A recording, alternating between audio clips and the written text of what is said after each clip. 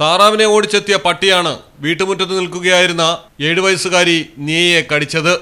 ഉടൻ തന്നെ IDRV dose എടുത്തിരുന്നു. അന്ന് തന്നെ ആന്റി റാബിസ് സിറവും നൽകി. പിന്നീട് 3 തവണ കൂടി കുട്ടിക്ക് IDRV നൽകി. മെയ് 6-ന് ഒരു ഡോസ് മാത്രമാണ് ബാക്കിയുണ്ടായിരുന്നത്. ഇതിനിടെ ഏപ്രിൽ 28-ന് കുട്ടിക്ക് പനി ബാധിച്ചപ്പോൾ പരിശോധിച്ചു. തുടർന്നാണ് പേവിഷബാധയേറ്റെന്ന് മനസ്സിലായത്. യഥാസമയം വാക്സിൻ എടുത്തതിനാൽ പേവിഷബാധ ഏൽക്കില്ലെന്ന വിശ്വാസത്തിലായിരുന്നു കുടുംബാംഗങ്ങൾ. അതുകൊണ്ട് തന്നെ പിന്നീടാരും കടിച്ച നായയെക്കുറിച്ച് അന്വേഷിച്ചതുമില്ല. നായ്ക്ക് എന്ത് സംഭവിച്ചുവെന്നും വ്യക്തമല്ല. കുട്ടി മരണപ്പെട്ടു. കൊല്ലം വിളക്കൊടി കുന്നിക്കോട് സ്വദേശിയായ നീയയാണ് പേവിഷബാധയേറ്റ് മരിച്ചത്.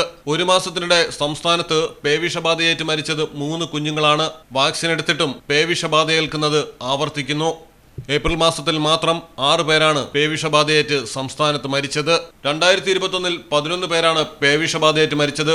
2022-ൽ 27 പേർ, 23-ൽ 25 പേർ, 24-ൽ 26 പേർ. ഈ വർഷം 5-ാം മാസത്തിലേക്ക് കടക്കവേ 14 പേരാണ് മരിച്ചിരിക്കുന്നത്. ഭൂരിഭാഗവും കുട്ടികൾ.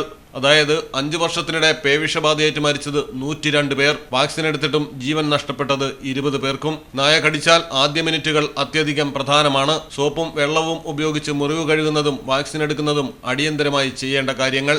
മലയാളം ടെലിവിഷൻ, കൊല്ലം. മിത്ര ഡയമണ്ട്സ് നിങ്ങൾക്കായി ഒരുക്കിയിരിക്കുന്നു ഒരു എക്സ്ചേഞ്ച് ഓഫർ. നിങ്ങളുടെ കയ്യിലുള്ള പഴയ സ്വർണ്ണാഭരണങ്ങൾ മാറ്റി പുതിയ ഡയമണ്ട് ആഭരണങ്ങൾ വാങ്ങുമ്പോൾ നിങ്ങൾ തരുന്ന ആഭരണങ്ങൾക്ക് അന്നത്തെ വിലയേക്കാൾ പവന് 400 രൂപ കൂടുതൽ ലഭിക്കും. കൂടാതെ മറ്റു ജ്വല്ലറിയിൽ നിന്നും വാങ്ങിയ ഡയമണ്ട് ആഭരണങ്ങൾ മാറ്റി വാങ്ങാനുള്ള സൗകര്യവും മിത്ര നിങ്ങൾക്കായി ഒരുക്കിയിരിക്കുന്നു.